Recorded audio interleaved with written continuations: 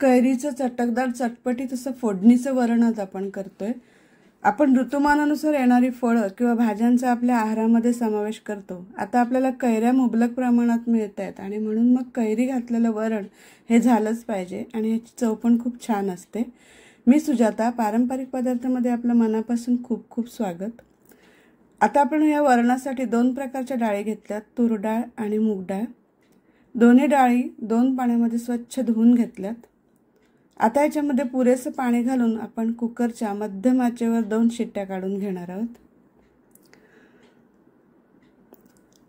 आता बघा आपलं वरण शिजले, डाळी छान शिजल्यात। आता त्या थोड्याशा घोटून घेऊया म्हणजे त्या चांगला एकजीव होतील।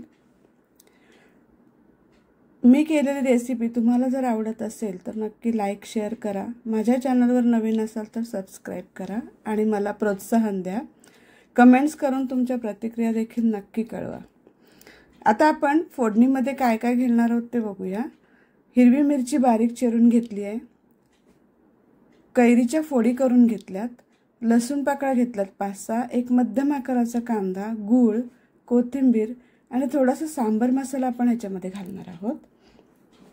तर फोडणीसाठी तेल गरम केलंय। आता याच्यामध्ये मोहरी घालूया। मोहरी छान तडतडल्यानंतर जिरं घालायचंय। जिरं पण छान फुललंय कारण मोहरी आणि जिऱ्यावरच आपली फोडणी महत्त्वाची अवलंबून असते। लसूण घातलाय, त्याच्यानंतर कांदा घातला,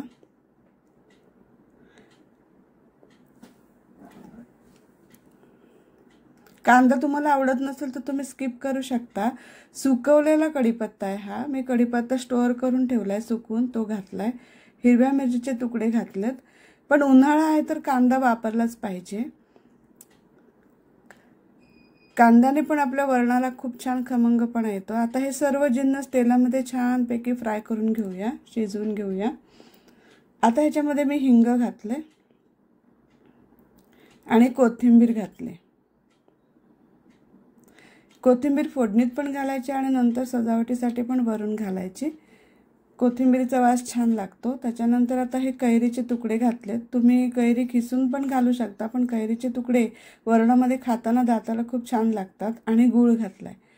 कैरी आणि गूळ याचं कॉम्बिनेशन खूपच छान होतं, चव अगदी मस्तच त्याची लागते। थोडीशी कैरी आणि गूळ थोडंसं फोडणीमध्ये परतून घेतले। आता आपण याच्यामध्ये आपले सुके मसाले घालूया, ते म्हणजे हळद, 1 चमचाभर लाल तिखट घातले कारण आपल्याला चटपटीत वरण करायचंय। थोडासा चवीसाठी सांबर मसाला घातलाय, अर्धा चमचा। आता गॅस एकदम मंद आहे आणि त्याच्यावर आपण हे मसाले शिजवून घेतोय फोडणीत। थोडासा आपला गरम मसाला घातलाय। आता छान परतून घेऊया। आपली मस्त फोडणी तयार झालेली आहे। आता ह्याच्यामध्ये आपण आपलं शिजवलेलं वरण घालूया। शिजवलेले 2 डाळीचं जे मिश्रण आहे ते घालूया।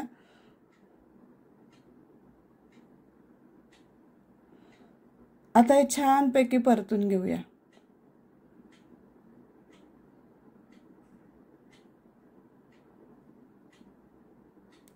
जसं जसं आपण परततोय फोडणीमध्ये वरण, तसं तसं त्याचा रंग खूप सुरेख यायला लागलाय।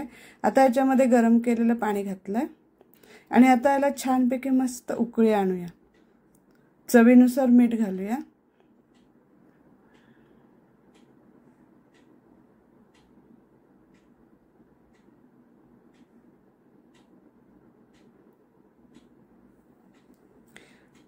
आता बघा मस्त उकळी आली आहे। आपली कैरी देखील शिजली आहे, मस्तपैकी मऊ झाली आहे आणि वरणाचा वास एकदम छान यायला लागलाय। आपलं वरण तयार आहे, नक्की करून पहा। फोडणीचं वरण कैरी घातलेलं। आता कोथिंबीर घालून सर्व करण्यासाठी आपलं वरण तयार आहे।